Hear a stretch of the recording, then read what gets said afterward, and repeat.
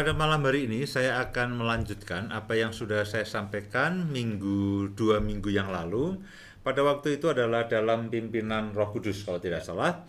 Nah, saya ingin melanjutkan karena sejatinya tema mengenai Roh Kudus ini memang tema yang panjang. Karena kisah para rasul itu sebetulnya adalah kisah para rasul yang sedang dipimpin oleh Roh Kudus.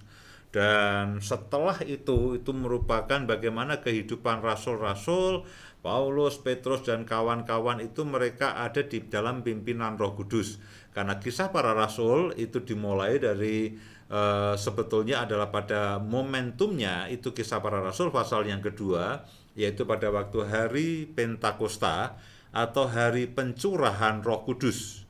Nah, sejak saat itulah terjadi satu perubahan yang drastis, terjadi satu momentum yang luar biasa sehingga kehidupan murid-murid Yesus dan kehidupan para rasul itu mengalami perubahan yang signifikan. Kenapa? Karena mereka mengalami akan pimpinan Roh Kudus, mereka mengalami kepenuhan Roh Kudus, mereka mengalami jamahan Roh Kudus, mereka mengalami baptisan Roh Kudus yang dijanjikan oleh Kristus sendiri untuk menolong mereka. Jadi kisah para rasul sebetulnya adalah kisah Roh Kudus memimpin para rasul dalam kehidupan yang berbeda. Saudara masih ingat pada waktu Yesus naik ke surga, Yesus berpesan kepada para murid-muridnya, jangan kemana-mana, sampai kamu disertai dari kuasa dari tempat yang maha tinggi. Jangan lakukan apapun. Mereka hanya menunggu di Yerusalem, mereka berdoa, mereka menunggu, mereka berdoa sampai mereka dipenuhi, ya, disertai dengan kuasa dari tempat yang maha tinggi. Yaitu apa? Yaitu dengan turunnya Roh Kudus. Nah, Sejak itulah perjalanan kehidupan mereka menjadi berubah ketika mereka dipimpin dari Roh Kudus. Nah, itu sampai sekarang sebetulnya bahwa gereja Tuhan itu juga lahir oleh karena Roh Kudus. Gereja Tuhan itu juga terus mengalami kemajuan karena Roh Kudus. Karena itu sebetulnya membicarakan mengenai karya Roh Kudus dalam kehidupan kita membutuhkan waktu yang sangat banyak.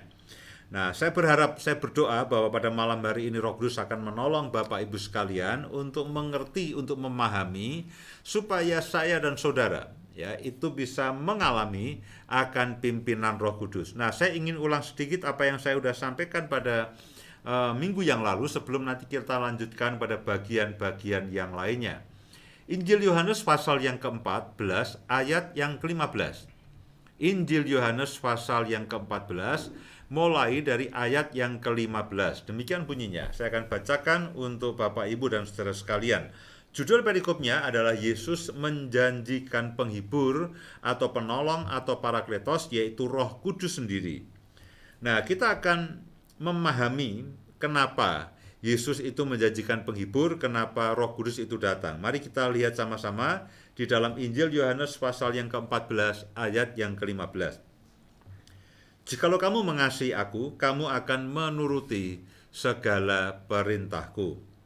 Aku akan minta kepada Bapa dan ia akan memberikan kepadamu seorang penolong yang lain, supaya ia menyertai kamu selama-lamanya. Saya ulangi, Yesus akan minta kepada Bapa dan ia akan memberikan kepada saudara dan saya seorang penolong yang lain atau seorang parakletos, yaitu seorang yang dipanggil untuk menyertai dengan tujuan untuk menolong saya dan saudara. Untuk apa? Untuk kita hidup di dalam segala jalan-jalan Tuhan. Untuk kita hidup di dalam segala jalan-jalan Tuhan. Karena dikatakan begini, jikalau kamu mengasihi aku, kamu akan menuruti segala perintahku. Artinya Tuhan Yesus mau, rindu supaya saya dan saudara melakukan apa yang Tuhan perintahkan, dan kita ini hidup di dalam jalan, kita ini hidup di dalam kodrat yang Tuhan sudah tetapkan dalam kehidupan kita. Nah, pada waktu murid-murid bersama-sama dengan Yesus, mereka mengikuti Yesus kemanapun Yesus pergi. Jadi jalan yang ditempuh Yesus secara jasmani itu juga jalan yang diikuti mereka. Mereka mendengarkan Yesus berbicara, mereka mendengarkan Yesus berfirman, mereka mendengarkan Yesus mengajar, mereka melihat Yesus menyembuhkan banyak orang, mereka melihat Yesus melakukan berbagai macam mukjizat, dan mereka ada di situ. Ya, mereka ada di situ, mereka menjadi bagian daripada apa yang Yesus kerjakan, karena mereka selama 3,5 tahun selama Yesus ada di muka bumi ini, mereka selalu mengikuti Yesus. Mereka tidak pernah lepas daripada Yesus. Apapun yang dikatakan Yesus, apapun yang Yesus sedang kerjakan, apapun yang Yesus sedang lakukan, mereka selalu ada di situ. Nah, ketika Yesus naik ke surga, ketika dia naik ke surga, dia katakan pada murid-muridnya, jangan kemana-mana, jangan lakukan apapun. Karena Yesus tidak mau murid-muridnya itu melakukan sesuatu yang di luar daripada apa yang diinginkan oleh Yesus. Ya, mereka harus menunggu, mereka harus menantikan sampai mereka diperlengkapi dari kuasa dari tempat yang maha tinggi, yaitu Roh Kudus sendiri. Nah, kenapa Yesus itu mengatakan pada mereka, kamu jangan kemana-mana, dan kamu akan menuruti perintahku, kamu akan ada di jalan yang aku tetapkan. Nah, cara satu-satunya untuk memastikan bahwa murid-muridnya itu ada di jalan seperti yang ditetapkan oleh Yesus adalah ketika Yesus mengatakan, aku akan minta kepada Bapa seorang penolong yang lain yang menggantikan aku, yang juga mengerti apa yang dimaui Bapa. Ingat, Yesus dikatakan, apa yang aku dapat dari Bapa itulah yang aku berikan kepadamu. Semua yang aku dengar dari Bapa itulah yang aku sampaikan. Semua yang aku lihat dari Bapa itulah yang aku kerjakan. Nah, Roh Kudus itu juga sama. Karena itu dia katakan, aku akan minta kepada Bapa dan ia akan memberikan kepadamu seorang penolong yang lain. Seorang penolong yang lain, pribadi yang dipanggil untuk menyertai dengan tujuan untuk menolong Bapak Ibu semua dan saudara-saudara semuanya.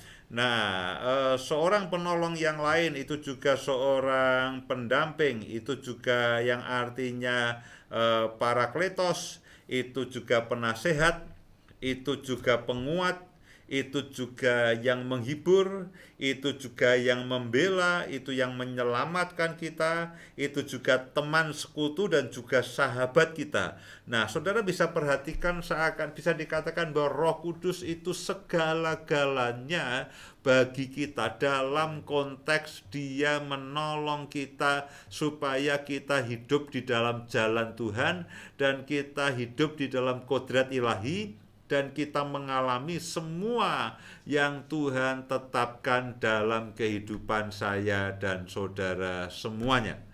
Nah, Bapak Ibu sekalian, itulah yang dikerjakan Roh Kudus. Itulah kenapa Yesus minta kepada Bapa untuk dia memberikan seorang penolong yang lain, ya, untuk menyertai kita selama-lamanya. Bukan menyertai saya dan saudara pada waktu ibadah, bukan menyertai kita hanya pada waktu kebaktian pencurahan Roh Kudus, bukan hanya pada waktu kita ada KKR, ya, pengurapan Roh Kudus, tapi Alkitab mengatakan menyertai kamu selama-lamanya.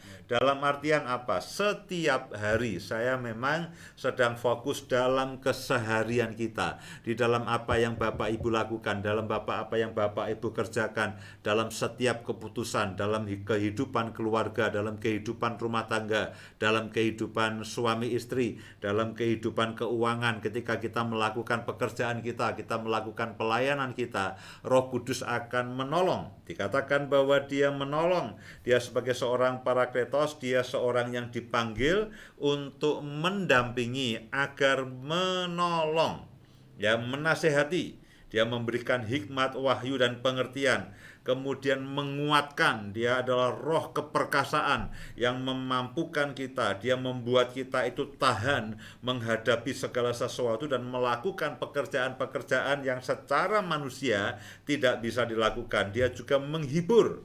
Ya, dia penolong, dia juga disebut penghibur. Dia yang akan memberikan damai sejahtera yang melampaui segala akal manusia. Dia memberikan sukacita, dia memberikan kebahagiaan oleh karena Roh Kudus. Dia juga yang membela kita, ya, dia membela kita, dia penyelamat kita, dia juga sahabat dalam kehidupan kita sehari-hari. Nah, itulah yang disebut dengan penolong, dan Alkitab juga mengatakan bahwa pada ayat yang ke-17, yaitu roh kebenaran, ya, dunia tidak dapat menerima dia sebab dunia tidak melihat dia dan tidak mengenal dia, tetapi kamu mengenal dia sebab ia menyertai kamu dan akan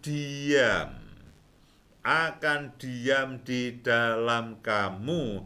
Dia menyertai kamu dan saudara mengenal dia. Nanti kita akan sampai kepada titik bagaimana kita mengenal dia. Sebetulnya lebih banyak begini. Saudara menyadari akan kehadirannya, lalu mulai belajar mengandalkan, belajar berharap, dan memberi diri dipimpin oleh Roh Kudus, karena Roh Kudus itulah yang menolong kita. Dan Alkitab mengatakan kamu mengenal, kamu memahami, kamu mengenal karena pengalaman hidup bersama dengan Roh Kudus, sebab dia menyertai kamu dan akan diam di dalam kamu. Jadi poin yang pertama yang saya ingin ulang adalah Roh Kudus yang diminta Yesus daripada Bapa itu akan tinggal, akan diam di dalam kehidupan saudara dan saya, dan akan menolong, akan menguasai saudara, akan mengendalikan saudara, akan memenuhi saudara dengan kuasa, dengan semua kemampuan, dengan semua hal yang dia miliki.